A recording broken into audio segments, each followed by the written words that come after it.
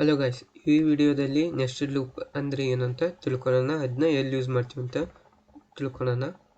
The loop inside the another loop. ಒಂದು loop ಒಳಗಡೆ ಇನ್ನೊಂದು ಲೂಪ್ನ ಬರೆಯೋದಕ್ಕೆ ನಾವು ನೆಸ್ಟೆಡ್ ಲೂಪ್ನ ಯೂಸ್ ಮಾಡ್ತೀವಿ.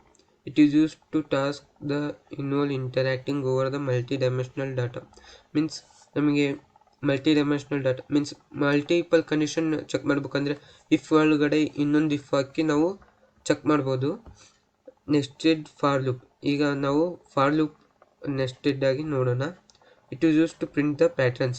ನಮ್ಮ ಪ್ಯಾಟ್ರನ್ ಪ್ರಿಂಟ್ ಮಾಡಬೇಕಂದ್ರೆ ನಾವು ನೆಸ್ಟೆಡ್ ಲೂಪ್ನ ಯೂಸ್ ಮಾಡ್ತೀವಿ. ಮತ್ತು 2D ಅರೇನ ರೀಡ್ ಮಾಡ್ಕೊಳ್ಳೋದಕ್ಕೆ ಮತ್ತು ಪ್ರಿಂಟ್ ಮಾಡೋದಕ್ಕೂ ಯೂಸ್ ಮಾಡ್ತೀವಿ. ಇದನ್ನ ಅರೇ ಬಗ್ಗೆ ಹೇಳ್ಬೇಕಾದ್ರೆ ಹೇಳ್ತೀನಿ. ಸಿಂಟ್ಯಾಕ್ಸ್ ನೋಡಿ, ಫಾರ್ ಲೂಪು ಮತ್ತು ಅದ್ರ ಒಳಗಡೆ ಫಾರ್ ಲೂಪ್ ಇದೆ. ಮೀನ್ಸ್ ಈ ಫಸ್ಟ್ನೇ ಫಾರ್ ಲೂಪ್ ಒಳಗಡೆ ಇನ್ನೊಂದು ಫಾರ್ ಲೂಪ್ ಇದೆ, ಅದಕ್ಕೆ ನಾವು ನೆಸ್ಟೆಡ್ ಲೂಪ್ ಅಂತ ಕರಿತೀವಿ. ಈಗ ನಾವು ಒಂದು ಎಕ್ಸಾಂಪಲ್ ನೋಡೋಣ. ಒಂದು ಪ್ಯಾಟ್ರನ್ನ ಪ್ರಿಂಟ್ ಮಾಡೋಣ ನೆಸ್ಟೆಡ್ ಫಾರ್ ಲೂಪ್ನ ಯೂಸ್ ಮಾಡ್ಕೊಂಡು.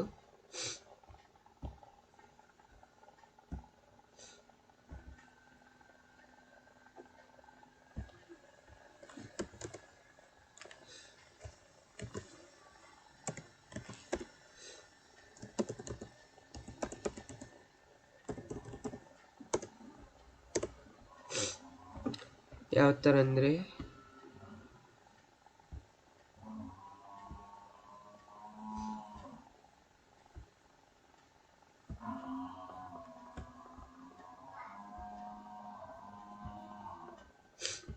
ಈ ಥರ ಒಂದು ಪ್ಯಾಟ್ರನ್ನ ಪ್ರಿಂಟ್ ಮಾಡೋಣ.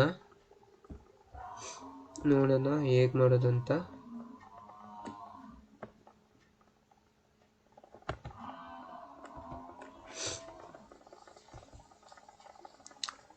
ನಾವು ಒಂದೇ ಫಾರ್ ಲೂಪ್ ಯೂಸ್ ಮಾಡಿದರೆ ಒಂದೇ ಲೈನಲ್ಲಿ ಪ್ರಿಂಟ್ ಆಗುತ್ತೆ. ಅದಕ್ಕೆ ನಾವು ಎರಡು ಫಾರ್ ಲೂಪ್ನ ಯೂಸ್ ಮಾಡ್ತೀವಿ. ಫಾರ್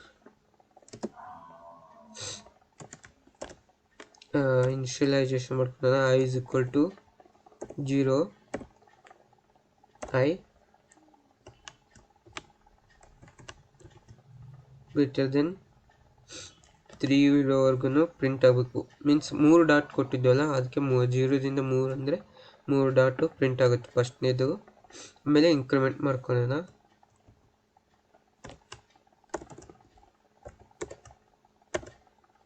ಈಗ ಮತ್ತೊಂದು ಫಾರ್ ಲೂಪು ಯೂಸ್ ಮಾಡ್ಕೊಳ್ಳೋಣ. ಫಾರ್ ಇಲ್ಲಿ ಜಿ ಅಂತ ಇನಿಷಿಯಲೈಸೇಷನ್ ಮಾಡ್ಕೊಳ್ಳೋಣ. I is equal to 0 condition j greater than 3 to j plus plus printf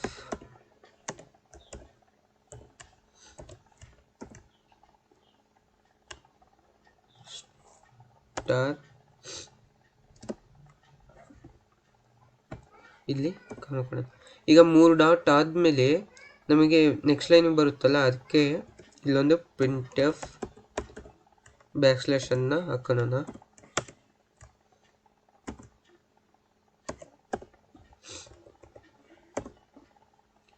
I ನ ಡಿಕ್ಲೇರ್ ಮಾಡ್ಕೊಳ್ಳೋಣ.